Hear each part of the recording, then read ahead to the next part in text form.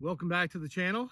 Today we are doing the interior framing of the house, or at least we're getting the boards to get her started. So I've got from that one log that was pretty tapered, not the best. I got 4 2x4s. They're not the best 2x4s because they still have like live edges like at the ends. This one's pretty good. That one probably be pretty close to being good for a use for full size.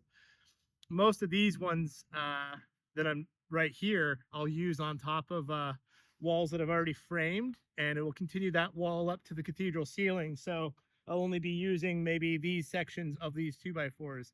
But also from that log, I got a 2x6 and a 1x6. The 2x6 will be used for a future framing job that I'll be doing, and the 1x6 will probably be used on a siding project that I have coming later on. I'm trying right now. I'm not very used to milling. I'm very new to it. So I haven't been quite accurate with the actual scale guide that is on the sawmill.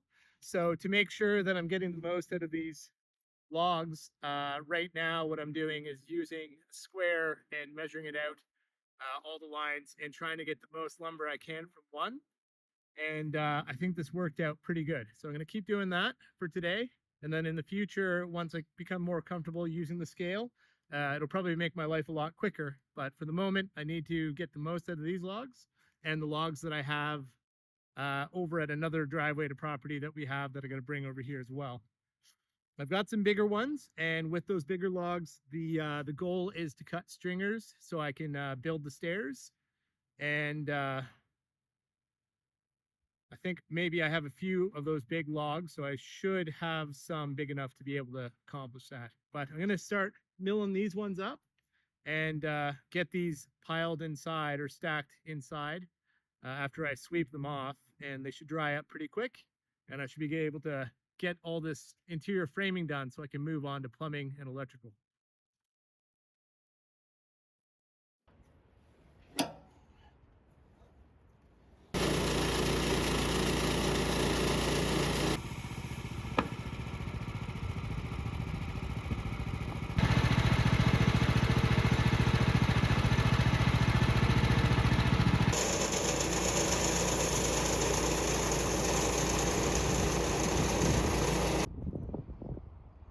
So I was just milling up this log, and let's look over, and this thing just goes like that.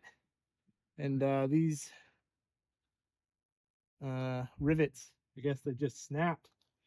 So I just went in and grabbed some self-tapping, and hopefully I can get this thing attached. There's one on the bottom holding still.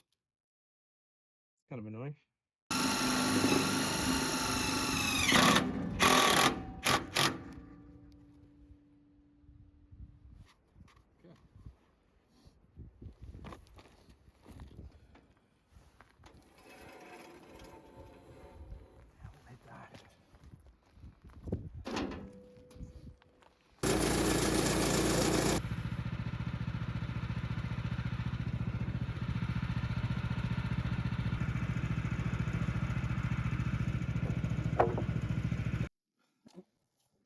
Well, that log was considerably bigger, way bigger than the last one, but I got about the same amount of lumber just because the log was had a massive bend to it.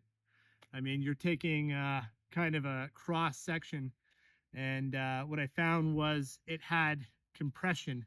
So probably had reaction wood from the tree growing like that, and then when you're milling it like that, this last couple of boards, I got some compression. So this one's thicker in the middle, thinner at the top. Same sort of thing. I guess this one will just be probably on top of the walls, underneath the roof rafters of the cathedral ceiling additions. This one fairly uniform, not too bad. So that one could be used pretty much anywhere. But the reason why I was using these logs is from areas where it's clearing for pasture. So I just didn't want to waste them. But you don't get very much. So if I'm in the woods targeting for logs, I'm going to be looking for those nice straight logs with little taper, and you just know you're going to get way more lumber.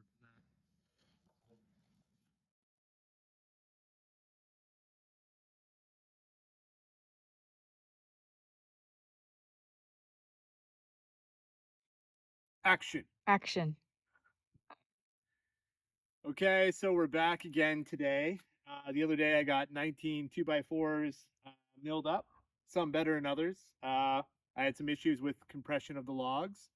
So they had kind of curves to them, and then I took like the outer middle and then the sides, and then it had interior compression. So some of them weren't perfect, but they'll still be usable for other things. I got 3 2x6s and one 1x6, but I ended up dropping the log on my finger. I was flipping it around.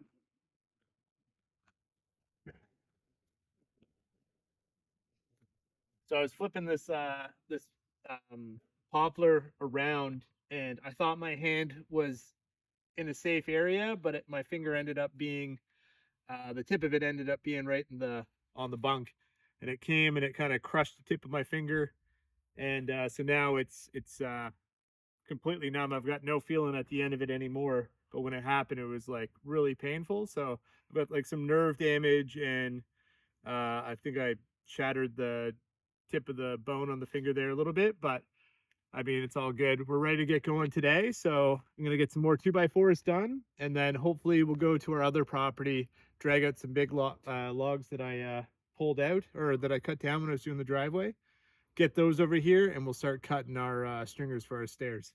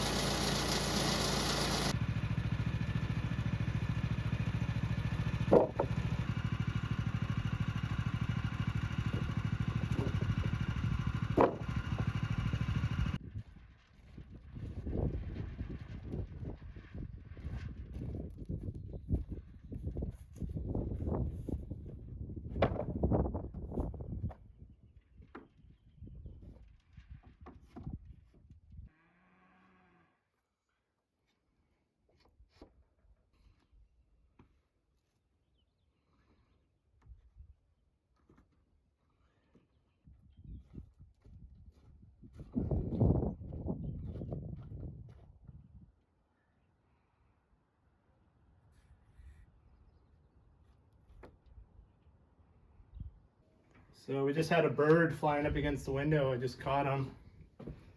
Not sure what kind of bird. No, I'm gonna let him fly outside.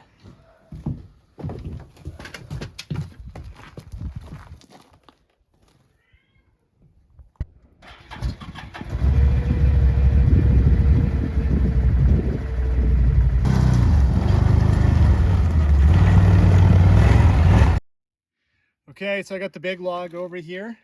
It's about 12 and a half on this side in diameter. On the other side, it's about 14 and a half.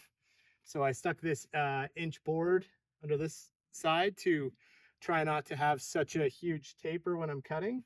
But I'm hoping I can get, this here is 2x10. You can see the corners are kind of out. If I can do this right, if the log is straight enough, I'm hoping that I can get 3 sections of 2-inch 2x10 for my stringers for my stairs. So I'm gonna give her a go. I just changed the blade, and I'm not sure if I did it completely right. It was running a bit weird, and it was letting the liquid lubricant out too much. So I tried fiddling with that, but I think I may have got her adjusted. So I'm gonna give her a go and see how she does.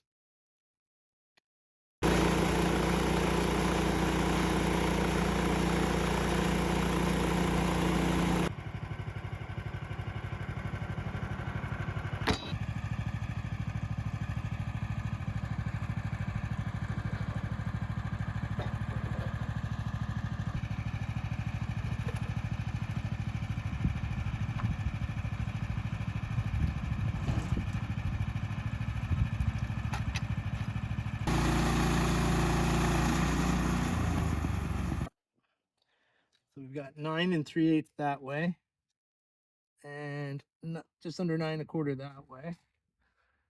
So we were to go from here, we're doing them by 2 inches. We get 1, 2, 3, 4, pretty much.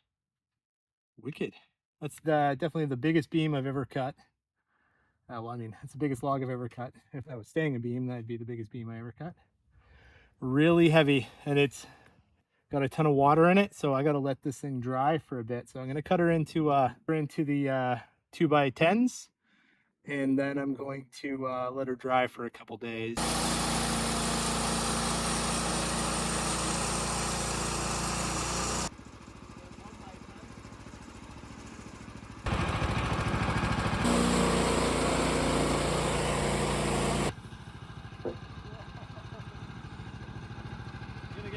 From that log, that's amazing.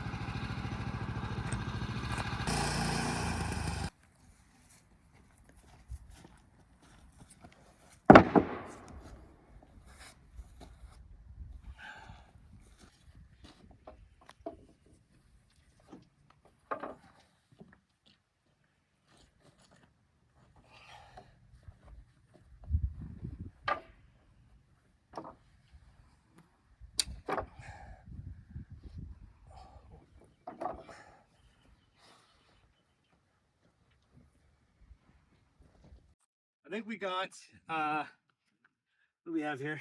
1, 2, 3, 4, 5, 6, 7, 8, 9. 1, 2, 3, 4, 5. So we got about 45 2x4s, 4 2x10s. It's a great start for some of the projects we got. So I'm gonna let this dry off for a bit and start working with some stuff.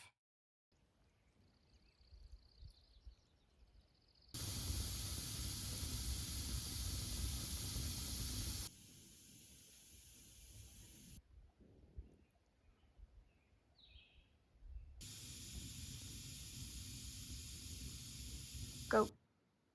What, go like right now? Go. 1, 2, 3, go. Oh god, now I'm nervous. So back again today. It's a bit chilly today, but it's okay. We're gonna start working on our stairs, but first we have to build a wall. This is the 2x10, and it is dimension wise is 9 3/8, and it's actually 2 inches thick. So it's a big old slab of wood. So the moisture content in this is really good. I actually cut this log that this came from 3 years ago. One of the stringers was on the outside, so it did pick up a bit of moisture being on the ground, but these ones are quite dry. The 2x4s that I cut the other day are still have too heavy of a moisture content for doing the walls. So I ended up buying some 2x4s to do the walls around the staircase, but I'll be able to use those ones upstairs and other areas around once they dried out a bit. So I'll show you what I'm doing. So the plan is we're gonna bring the staircase down, and then I'm gonna have a platform here, and then the last 2 steps should come down here. So I should have, I don't know, 6'2", 6'3" height coming up, so nobody except for maybe my brothers would bonk their head going up there. But first we need to build this back wall here, and then the platform. And I'm going to brace the platform into this wall and then into this wall. And then we'll have like a 4x4 there. And then I'll build the stringers coming down.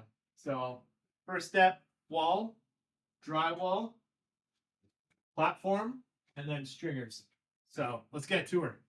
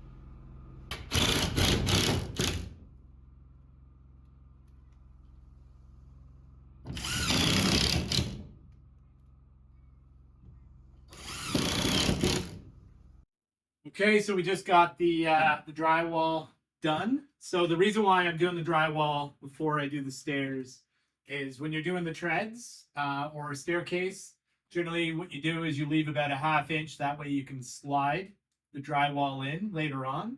But this is just going to make my life a heck of a lot easier drywalling it now. I'm not going to mud it now. Doing it now, so this is a kind of a tight staircase. So generally speaking, when you build a house now, it's going to be, unless it's a cottage or whatever the standings are, generally speaking, they're 3 feet wide, and you want to do a 7-11. But like old farmhouses, they're much narrower. So this one's more similar to an old farmhouse. The tread and the riser is usually around 8'8". So that's what I did to fit the staircase in, and that way it gave us more living space upstairs. Not sure if I'm going to regret it in the end, but I'll have to live with it for a while and see, but I'm pretty sure this will work out for us. So now I'm gonna go cut the stringer and then get it down here and get some measurements. And then I'm going to build the platform here. So I'm gonna get going with that.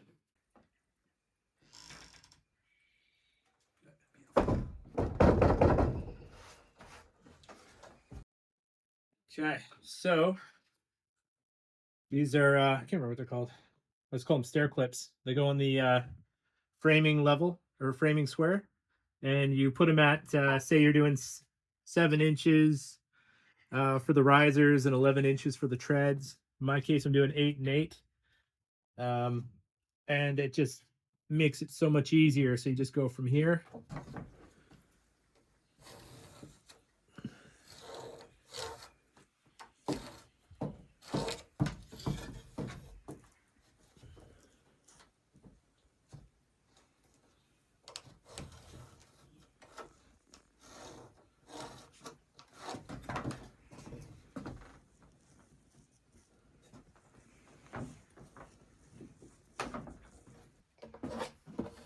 Okay, beautiful. 9 steps. So the trick is not to mess it up. So first off, your last step, you got to remember that there's going to be a riser coming up. So sometimes you have to cut that off, or else your whole step is the 8 inches plus the tread that I'm using is 1.25 inches. On the very first step going up, coming out, you got to remember you've got to cut the excess off for your riser going up, because it's going to be what we're using for risers is 1/2 inch. So if you kept that in, your tread, your very first tread at the top of the stairs would be 1/2 inch bigger than all the other ones. So you don't want that. Okay, so this is my first attempt and didn't go to plan. I didn't leave enough space going this way. Would have been 1, 2, 3, 4, 5, 6, 7, 8, 9. And didn't leave enough for the tread to come down. So what I should have done actually is had this line start up here. That would bring that down, and then I would have been able to fit it in. But I just flipped her over, started again, took my 1/2 inch for the off here where it's going to be excess with the riser. I'm not sure if that makes sense. And then I got my 9 steps. I was going to cut the 1 1/8 off here, but this is heading down to the platform, and I'm going to have a subfloor on the platform. And then once I'm doing all the treads, I'm actually using the same stuff, same flooring stuff to do that. So if I cut that off, then it would be actually be a short step. It's the very last step coming off that platform that I have to do that to. So this should be good to go. So I'm going to cut this, and hopefully we're good to go.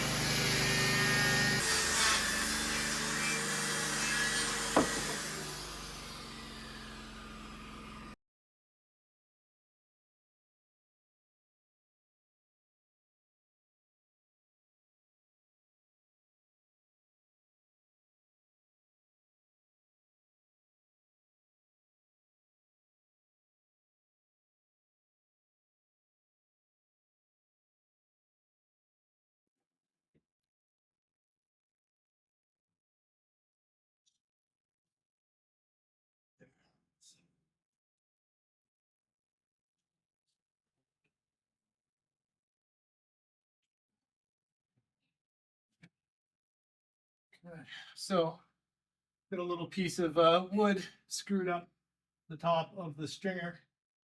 That's where the top of the tread's gonna end, or the top of the stringer ends. And I've just got a level. So this is what I need to build my platform height to. And then this will sit on that.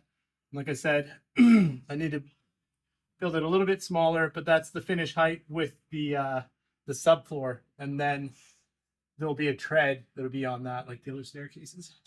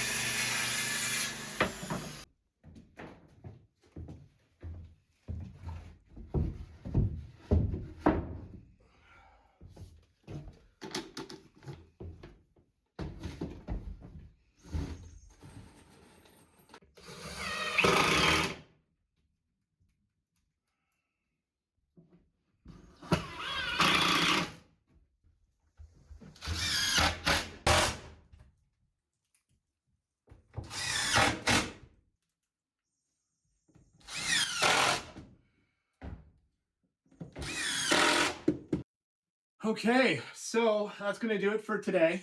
I got a lot done. I got the walls built, got this done. I did a ton of milling at the beginning of the episode. I milled up these beefy stringers. So generally with stringers, I'm just gonna say before I end, is this is 3.5.